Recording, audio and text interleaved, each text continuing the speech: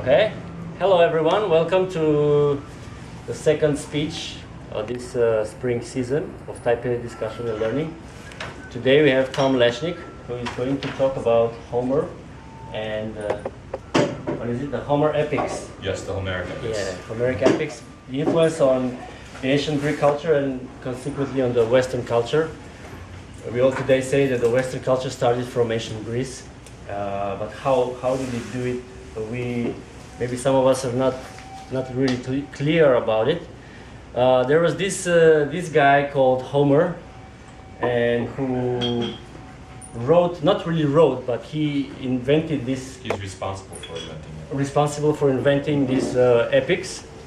The most famous are the Odyssey and the Iliad. They were produced in the pre-literate time of the ancient Greek period, and later became a very big subject of studies of all the scientists in the world, like linguists, philosophers, artists, anthropologists, yeah, and so on and so on. Okay, so without further ado, I think Tom is ready. Yeah. Okay. So good evening, everyone. Good evening, Tom. So yeah, like you said, there's a lot of us that don't know anything about how our Western culture came from, and I'll say I'm also one of those. Although what I have learned in my brief study of this stuff has shed some light on it, I'm still by no means an expert at all. I've done a 24 series lecture course on this, so I really am not an expert. So I will just convey what I have learned. Anyways, today I will discuss the Homeric Epics, or the epics by Homer, the Odyssey and the Iliad. This is a treasure trove of information, and the professor that I took this class from mentioned that she has only 24 lectures to convey the information she wants to convey, and she could do it in over years of daily lectures and still never run out of information. So my challenge is to do this in 20 minutes. I'll try to do it in 20 minutes. I'll be missing a lot of things. But anyways, over this time I want to go over 5 main points. First, the importance of oral tradition in pre-literate cultures. Number 2, how the Homeric epics are possibly the most important examples of oral tradition in Greek culture. 3, I want to do a quick summary of both Iliad and the Odyssey, let you know the key points, and then from those summaries I will draw on the important themes that I've highlighted. There are more important themes in this book as well, but the ones that I'm choosing, which will be war and loss, war and glory, xenia, which is a Greek word, I will translate that very soon, and the wrath of God, and the wrath of the gods, and the wrath of Achilles. So those are the themes I'm going to explore, and then that next point I'll move on to their influence on Western literature, and last part is just my selfish part about saying why I like it.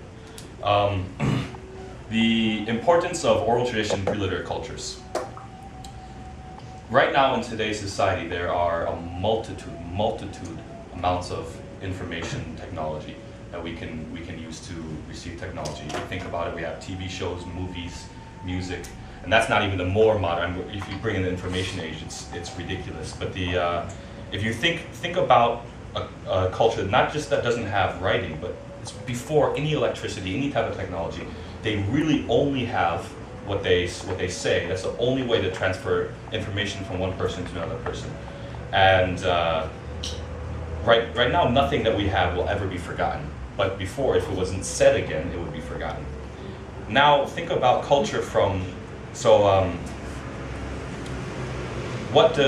what do we get from our TV shows, movies, and music and whatnot? We get values that are important in our society.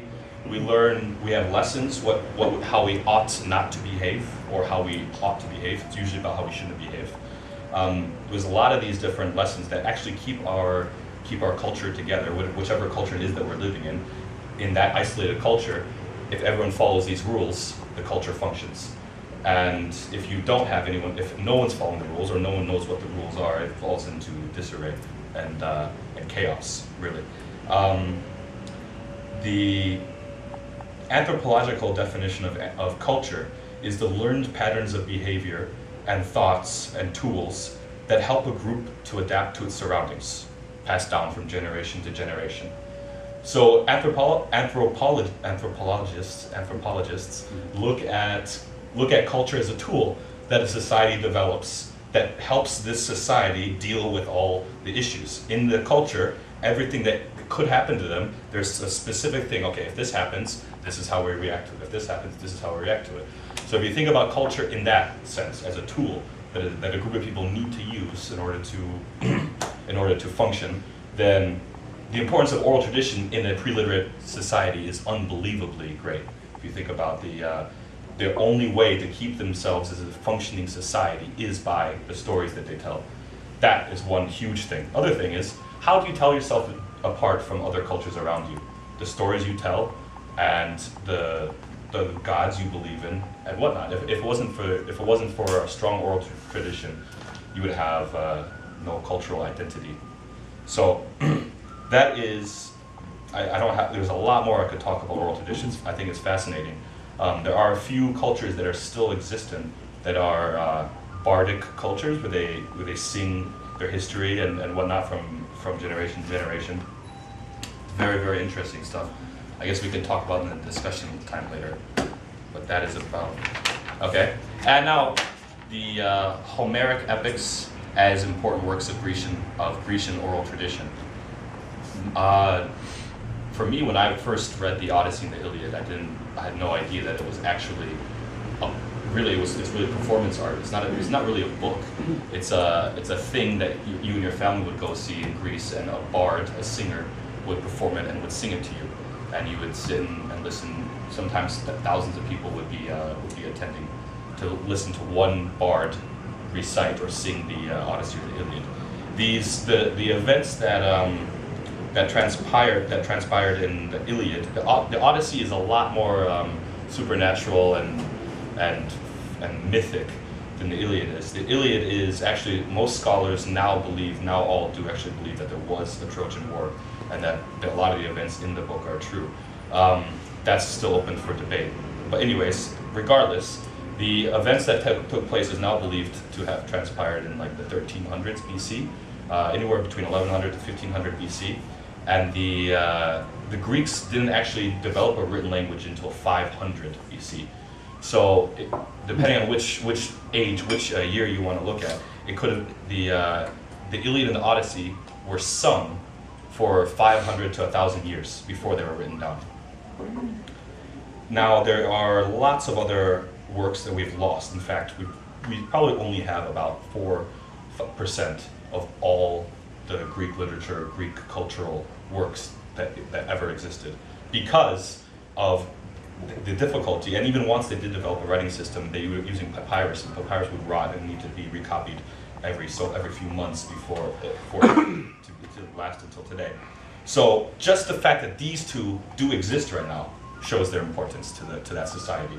Just the fact that these are two works are still with us shows their importance. In this, you can find very clear definitions of social roles: the role of a wife, the role of a husband, the role of a soldier, the role of a person that's worshiping a god or a pietous believer in a god. You can find all types of social roles explained in these books. You can find lessons on how you ought not to behave. You can find very important stories within the stories that make up their history. And you can also have a very clear definition. You can see a very clear idea of how the gods work with the humans and how everyone gets along and what the relationship is there. So that's another reason. Just the fact that you can see all the main reasons why oral tradition is important for a pre-literate culture. All these things that are important to be passed down. All of those things you can see in the Iliad and the Odyssey. There's controversy right now about whether or not Homer was a person or he was a Shakespeare, or so to speak. A lot of people believe that it was one person that wrote it, or a lot of people believe that it was sung for this 500 to 1,000 years, and then once they had a written language, they wrote it down. A lot of people believe that because in our studies of other bardic traditions where bards are reproducing works, we've done studies where we asked a bard to produce the same bard to produce the same exact work 2 years later, and he did it, and we had with a tape recorder, and it was different actually. And we said, is that the same exact thing you saying to us 2 years ago? And he said, yeah. Whether or not that is actually them just wanting to get some money, or whether it's whether they actually believe it's the same work and slight variations in it are of no consequence, is possible. But anyways, there's a school of thought that also believes that our copy of the Homer and of the Odyssey and the Iliad are just snapshots of one particular bard doing this in that particular variation that he chose at that time. And that's what we have right now. We don't actually have a representation of the whole kind of work. And so it's open to a lot of debate about who Homer is. I believe that he was a person that actually did create this work. Whether or not he wrote it down in writing, I believe that he was probably part of the pre-literate Greece that didn't have writing. He made these stories, and they were sung. They were Homer's Iliad and Homer's Odyssey were sung throughout time, and finally it was written down. But I won't go into why because I don't have much time. So.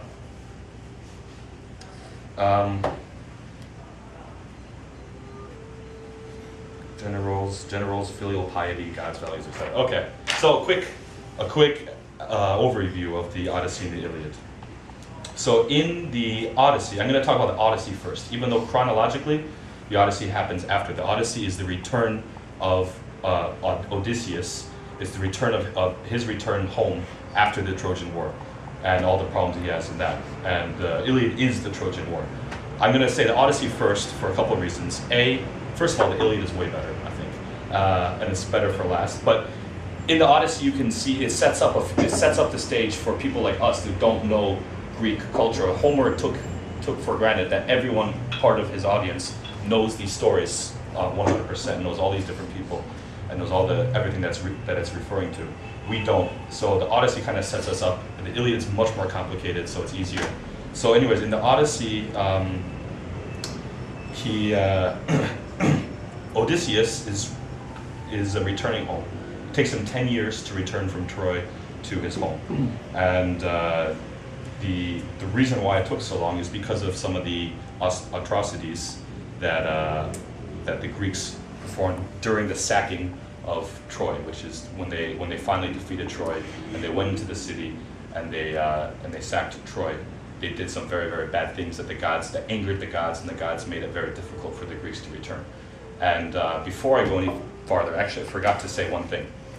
Greek, all epics actually can be put into two categories: nostos or kleos epics. Nostos is the Greek word for homecoming, and kleos is the Greek word for the way we would translate it would be imperishable glory. It's hard to imagine, but kleos is kleos is really what the Iliad is about, so I'll return to that later. But the Odyssey is a nostos epic. It's an epic about a homecoming. It's an epic about a person who's trying his best to get home. That was a very, very important part of the Greek culture, is to get home and to enjoy the glory that you have won for yourself while you're still living. During his return home, during the sacking of Troy, Hector, who was the Trojan hero amongst the Trojans, by the way, in the Iliad, Hector was the Iliad. One of the very, very tragic parts of the Iliad is that Homer really paints a very, very human portrait of the Trojans. He doesn't want us to hate them. He wants us to identify with them. He wants us to love them. In the Iliad, you see Hector with his baby son in his hand, and his baby son's a little bit scared, and Hector takes off his helmet, and the baby recognizes him as his father, and he kisses his father. He kisses his son goodbye, and he goes up to Zeus and says, "I wish that someday this boy will become an even greater warrior than me." And Homer says, Zeus heard his prayer, but did not grant it. One of the atrocities that happened during the sacking of Troy is they threw his baby from the tower. They raped Cassandra. Ios the Lesser raped Cassandra in the temple of Athena. Athena is a virgin goddess. She's a servant of Athena, so she's kind of under Athena's protection. And And first of all, it's the rape of a servant of God. So there's 3 or 4 main big problems with what Aios the Lesser did.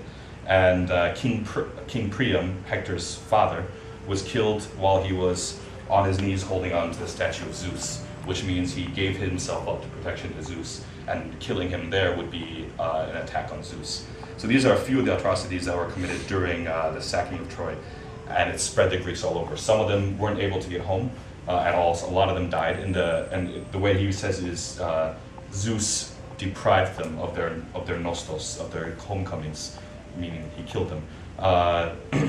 The Menelaus and Helen, this whole battle was because of Menelaus' Helen. They got blown off course and spent 7 years in Egypt. Odysseus took 10 years home. He was a captive for 7 years. He was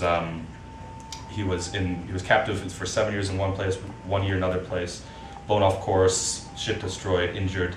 And Odysseus, one of Odysseus's personal problems with the gods is he blinded Cyclops, and that was Neptune or Poseidon, if you do Greek gods. That was his son. So anyways, the Nostos is what Odysseus is looking forward to, and when he's a captive for 7 years with a beautiful, beautiful Greek goddess that forces him against his will to have sex with her every night, he just longs to see the smoke coming up from his island in Ithaca. He longs to see the day where he can have his homecoming. And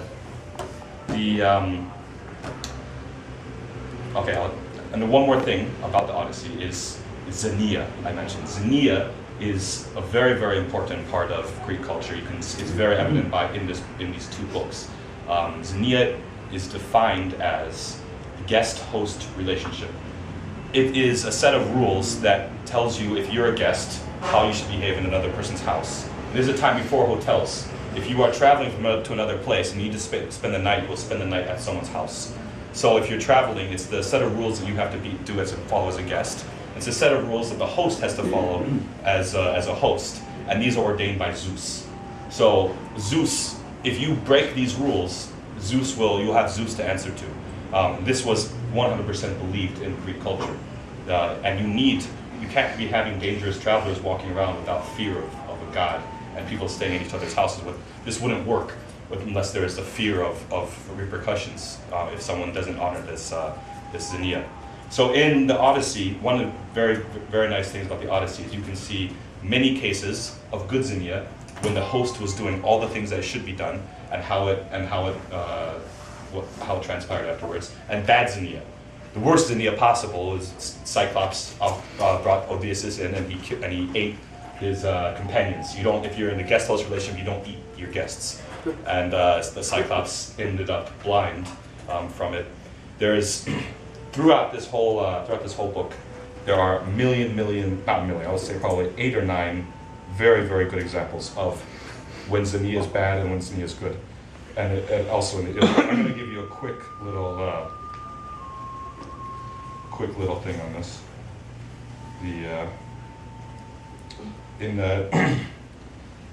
Okay.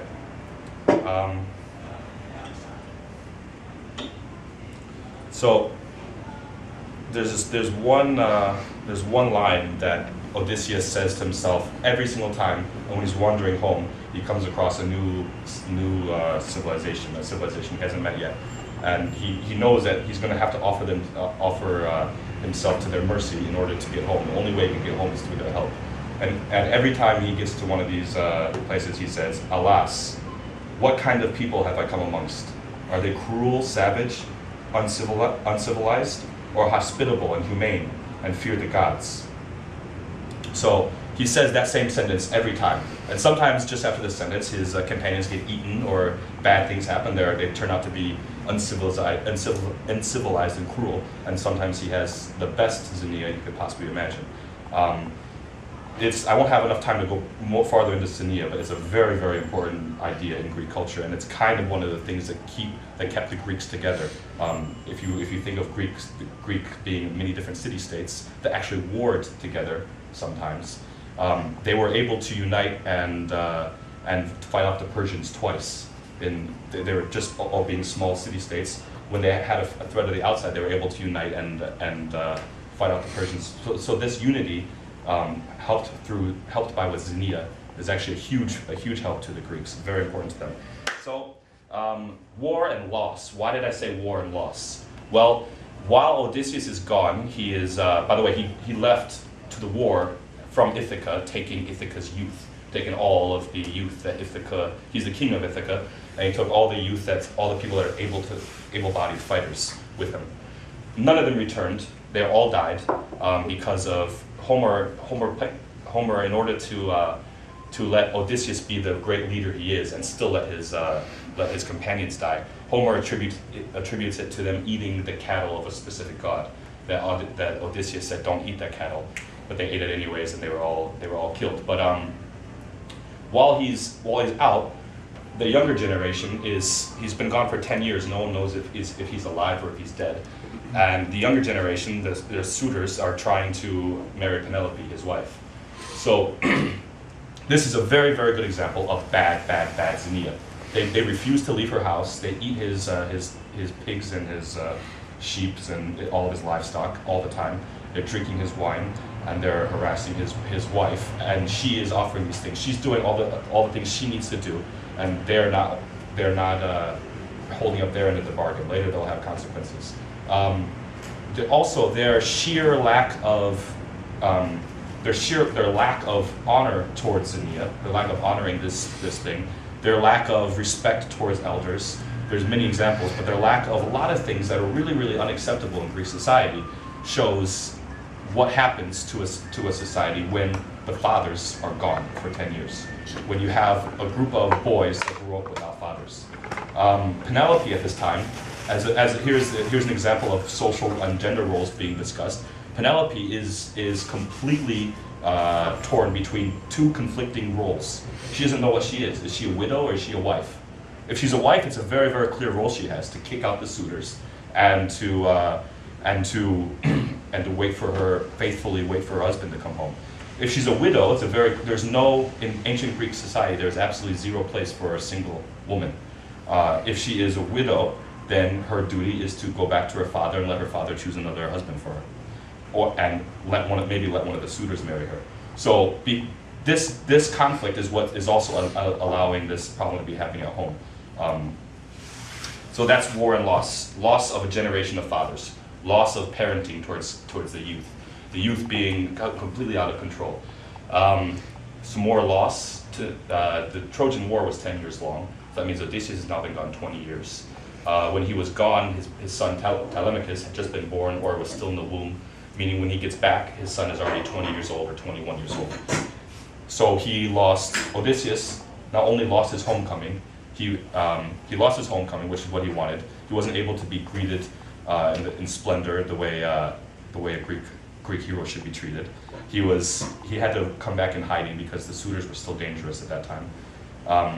He lost his homecoming. He lost his son. He lost 20 years of time with his wife. The children lost their fathers. Then the mothers lose their children at the end when Odysseus kills all the suitors, and you have actually 2 generations of people that are destroyed. So if you read these books in the Odyssey, the prevailing tone is a tone of misery and sadness. It's a very, very sad tone, somber tone throughout the whole book. And I believe that this is a war story in a way showing the horrors of the aftermath of war. That's a big part of what the Odyssey is. Okay, so I'm sure I missed a lot of things, but I don't have much more time.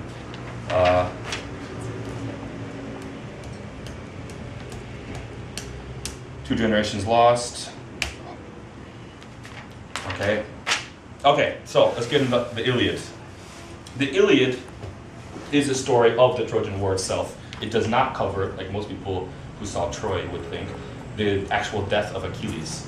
It goes until the death of Hector. That is when it finishes. After Achilles kills Hector, is when it stops. So it's not the whole story of the Trojan War.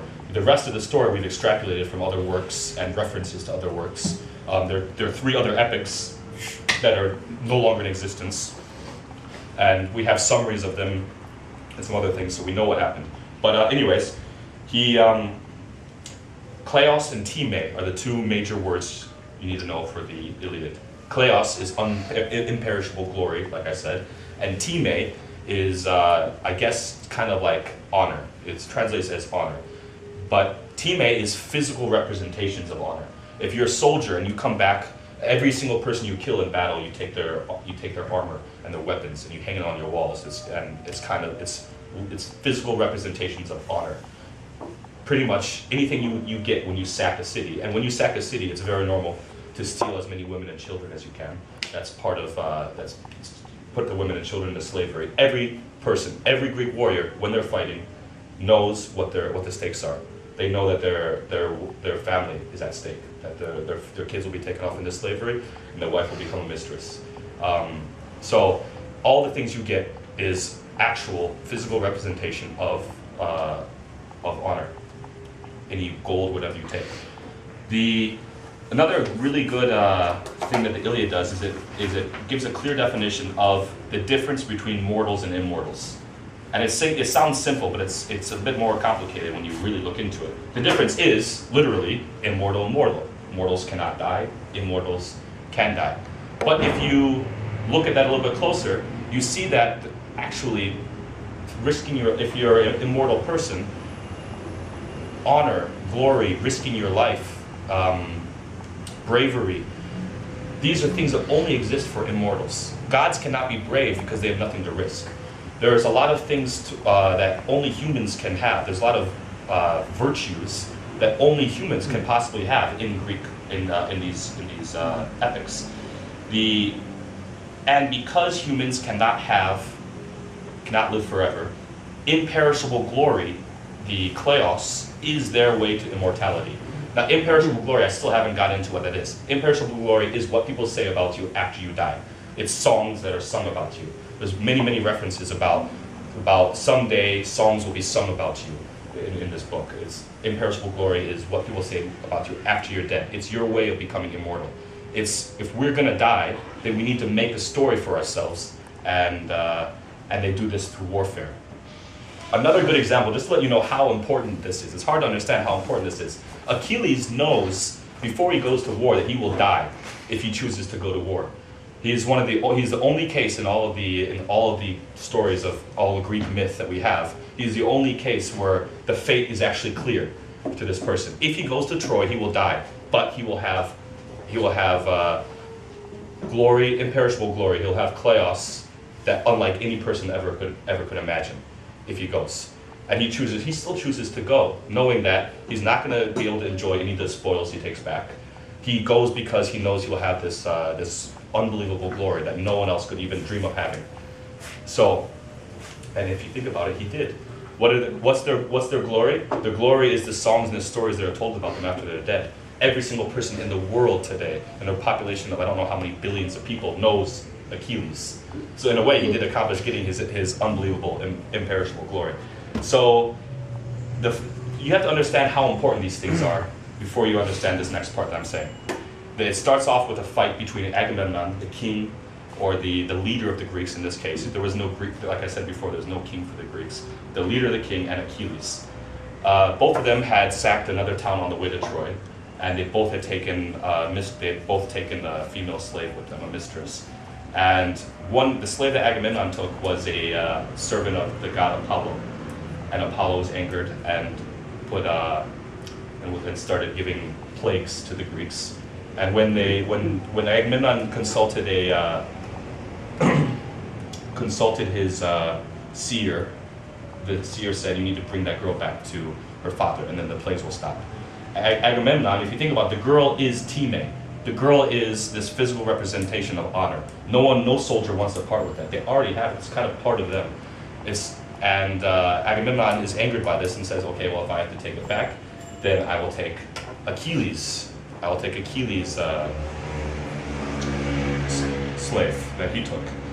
And because of Agamemnon's reaction, because of Agamemnon taking Achilles' slave, the wrath of Achilles now starts. Achilles gets extremely angry with Agamemnon, knowing that he's going to die soon anyways, knowing that he is fated to die early. and he refrains from battle. That's where it starts. I want to, just so you can get a quick idea,